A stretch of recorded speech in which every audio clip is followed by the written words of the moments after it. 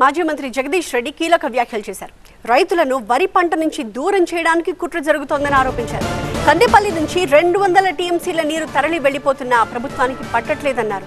ఎల్లంపల్లిలో నీరు ఖాళీ అయితే ప్రభుత్వం ముందున్న ఆప్షన్ ఏంటని ప్రశ్నించారు. అప్పుడైనా కన్నెపల్లి పంప్ హౌస్ ని ఆన్ చేసి రైతులకు నీరందించాలని డిమాండ్ చేశారు జగదీష్ రెడ్డి. వీళ్ళు పోయింది అని ఏదైతే చెప్తున్నారో కాళేశ్వరం విషయంలో ఏదైతే కాకుల్లాగా గద్దల్లాగా అరిచినరో, ఇవాళ మీరు ఎల్లంపల్లి నుంచి నీళ్ళు తీసుకురావడానికి ప్రారంభించిన పంపులు కూడా కాళేశ్వరమే. తెలంగాణ ప్రజలందరూ కూడా గమనించాలి.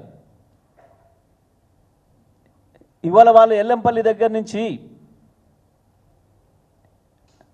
మిడ్మానేరుకు నీళ్లు తీసుకురావడానికి ప్రారంభం చేసిన పంపులు ఏదైతే నీళ్లు వస్తున్నాయో ఇవాళ మనకు చూపిస్తున్నారో అవి కావచ్చు, నందిమేడరం కావచ్చు, గాయత్రి పంపులు కావచ్చు,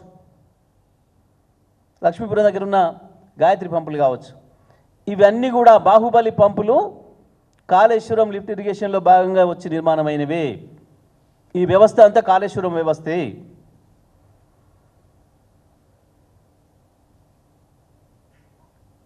మేము డిమాండ్ చేస్తున్నాం, ఇవాళ ఎల్లంపల్లి నుంచి వచ్చే నీళ్ళు 2-3 రోజుల్లో ఆగిపోయినా ఎందుకు అని అంటే అది కేవలం ఆ ప్రాంతంలో పడ్డ 100 కిలోమీటర్ల రేడియస్లో పడ్డ నీళ్ళతోనే ఇవాళ ఆ వచ్చిన నీళ్ళని ఎత్తి పోస్తున్నారు. పోసి తీరాలి. మేము అంటుంది అదే. ఇదే పద్ధతిలో కన్నెపల్లి దగ్గర కూడా పంప్ ప్లాన్ చేయాలి, కంటిన్యూ చేయాలి. ఎందుకు అనంటే ఎస్ఆర్ఎస్పికి పైన వరద వచ్చే సూచనలు కనబడతలేవు.